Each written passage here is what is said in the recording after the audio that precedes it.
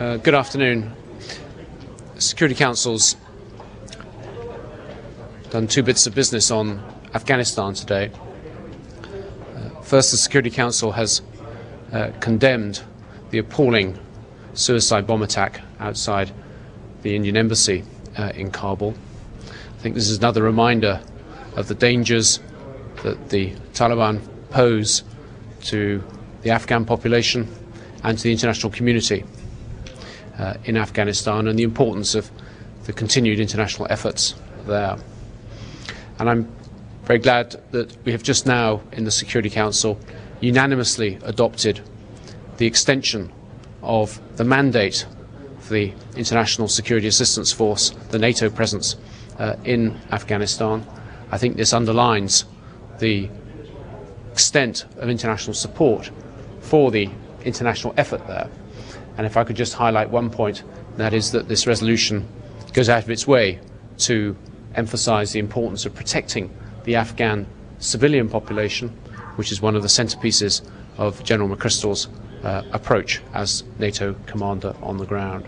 So a somber day with another major attack in the capital, but important expression of international solidarity with the Afghan people, and a reiteration of support for international presence, and particularly the military presence on the ground in Afghanistan. Ambassador, how much relevance does unanimous support of the Security Council have this mandate have in capitals around the world, most prominently the Washington they're currently debating level of troop commitment to Afghanistan?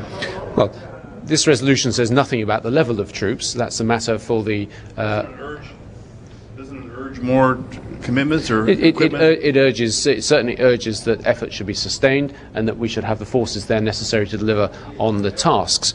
I think there is an important debate going on in Washington, and indeed there's an important debate going on in a number of capitals as to exactly how best to achieve our collective goals in Afghanistan, which is to ensure that Afghanistan can no longer be used as a base for terrorists, and that requires some form of sustained and accountable and stable government across Afghanistan. Okay. Ambassador, I mean, speaking about the debate and what is going on in Islamabad and in Pakistan is about this ISAF. Some of the experts in Pakistan and elsewhere suggesting that the ISAF force they should consider that the ISAF force be made up of Islamic countries. Lots of Islamic countries are willing to put up their forces, especially in this case, especially Pakistan. So is that a proposal that can be considered, because the ramifications, financial and so on and so forth, are not to be. But these are the things which are being bandied about now. That's one.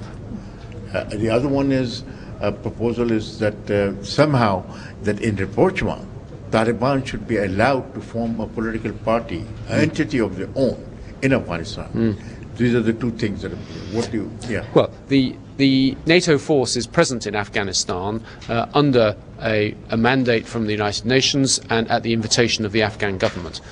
It's a question for the Afghan government to, in discussion with its main partners, as to what the construct of that force should be. At the moment, its centrepiece is NATO countries, with a number of other countries, including people like Australia and others, who are playing an important part in that.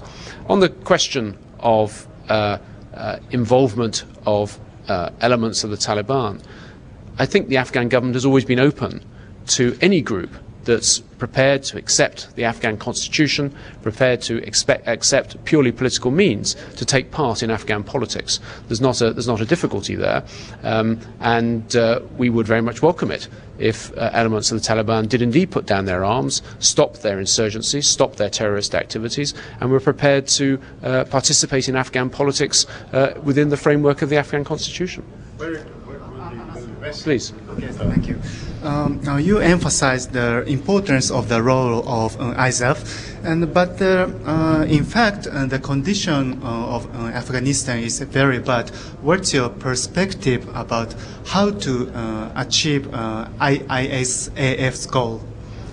Well, this is the subject of intense debate in a range of capitals, including in Washington, as we're reading in the newspapers, and we're all tracking that debate closely. The exact mix between the the military component and the civilian component, the role of the Afghan authorities, and in particular how we can help the Afghan authorities develop their own security forces so that Afghanistan can take on its own security responsibilities.